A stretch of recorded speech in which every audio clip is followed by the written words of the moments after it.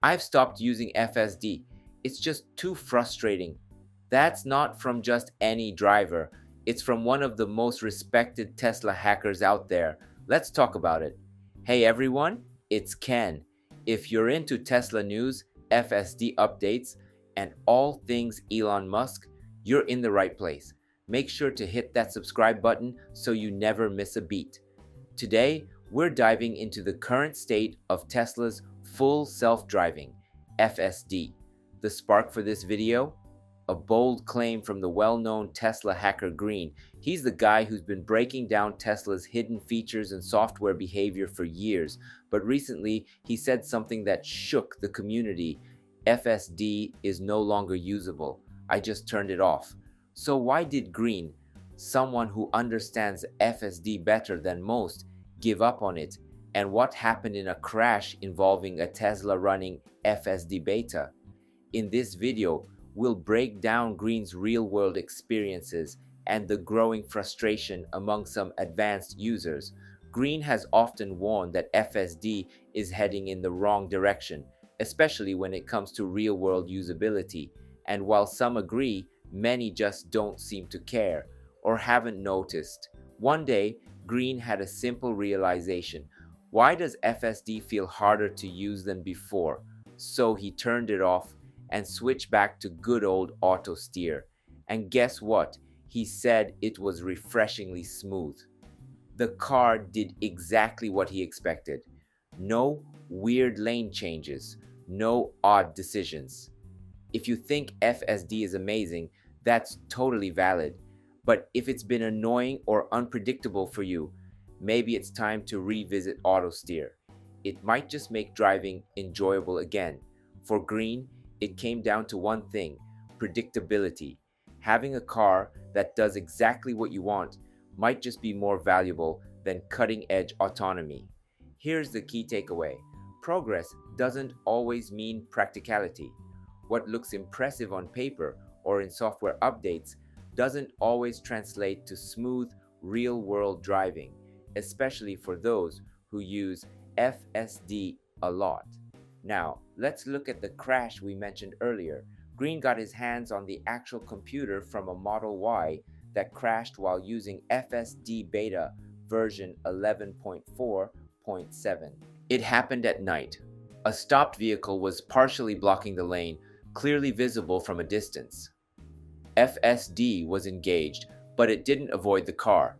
Even more shocking, AEB, automatic emergency braking, and FCW, forward collision warning, didn't activate.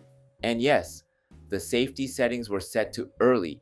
Interestingly, the cabin camera continued recording after the crash.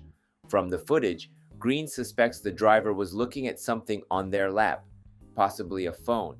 Other cars avoided the stopped vehicle just fine, but with FSD on, if the driver isn't paying attention, accidents can still happen.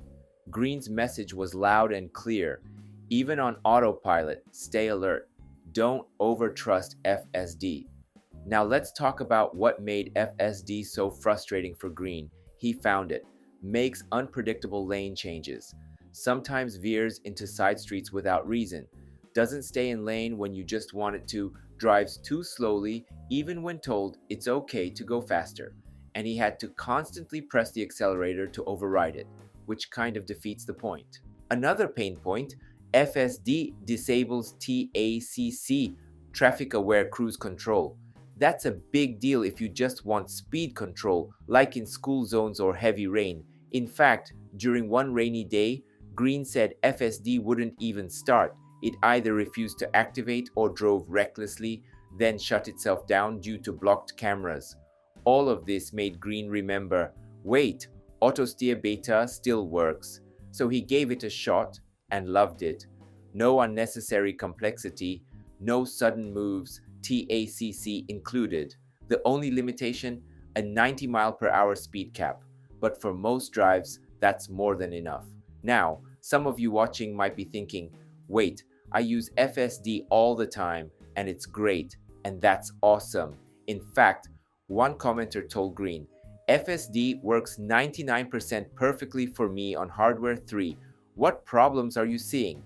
To which Green replied, "Everything I've experienced is right there in the thread." FSD is a polarizing topic, and that's okay. One major reason for this split: use case.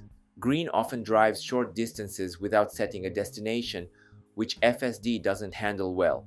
But for those who always enter a route and follow navigation, FSD might feel like magic. So it's not just about how good FSD is, it's about how you use it. To wrap up, what's Green really saying? Not that FSD is bad, but rather, if it doesn't fit your driving style, you don't have to force it. Sometimes, a simpler, more predictable system like auto steer is the better choice. And most importantly, even with amazing AI and sensors, driver attention still matters. One quick glance at your phone, and it could all go wrong. So what's your experience with FSD?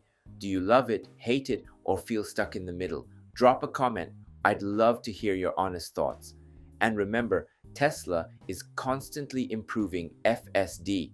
What feels clunky today might be polished tomorrow. Let's stay hopeful. If you found this video helpful, give it a thumbs up.